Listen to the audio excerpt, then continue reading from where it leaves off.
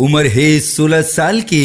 अपार सफलता के बाद राजेश पात्रे के स्वर में यह गीत।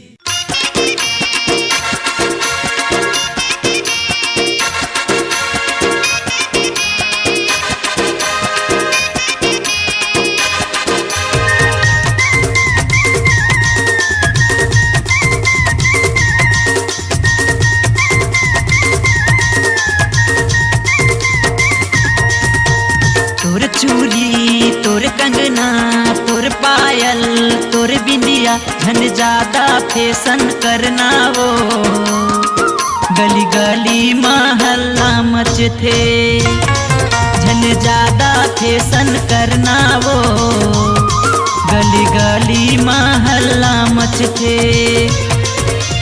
तोर जवानी मावो तोर जवानी मावो होड़ी वाला टूरा के नजर गड़ थे झन ज्यादा फैशन करना वो गली गली महल्ला मच थे झन ज्यादा फैशन करना वो गली गली महल्ला मच थे। मोर चूड़ी मोर कंगना मोर पायल मोर बिंदिया मैं निकला फैशन करके तैहा बता तोर का जाथे मैं निकला फैशन करके तैहा बता तोर का जाथे।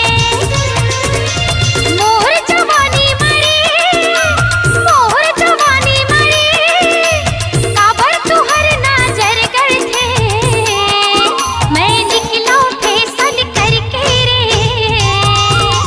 तैहा बता तोर का जाथे मैं निकला फैशन करके तैहा बता तोर का जाथे।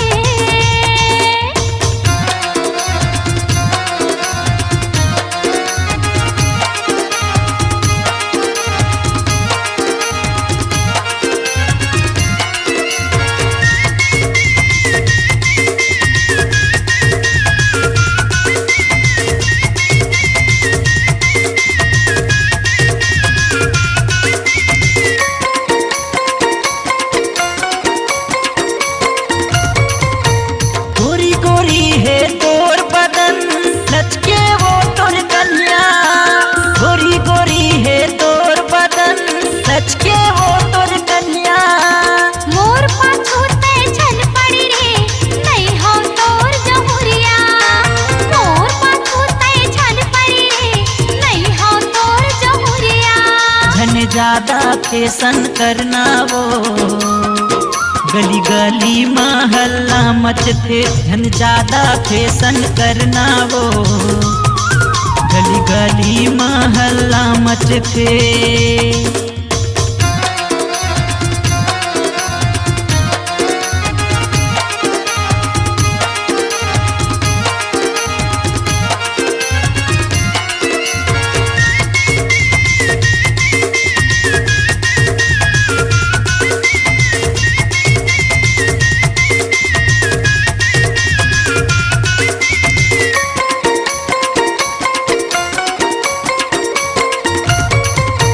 तोर चेहरा लाजवाब है सब टूरा दिलदार है तोर चेहरा लाजवाब है शोभित हाँ दिलदार है।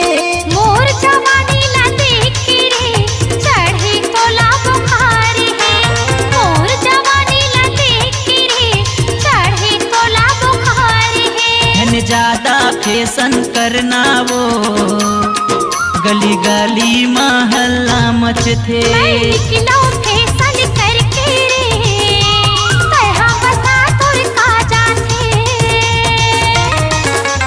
तोर चूड़ी तोर कंगना तोर पायल तोर बिंदिया झन ज्यादा फैशन करना वो गली गली महल्ला मच थे झन ज्यादा फैशन करना वो गली गली महल्ला मच थे। तोर जवानी मावो होड़ी वाला टूरा के नजर गड़ थे झन ज्यादा फैशन करना वो गली गली महल्ला मचते।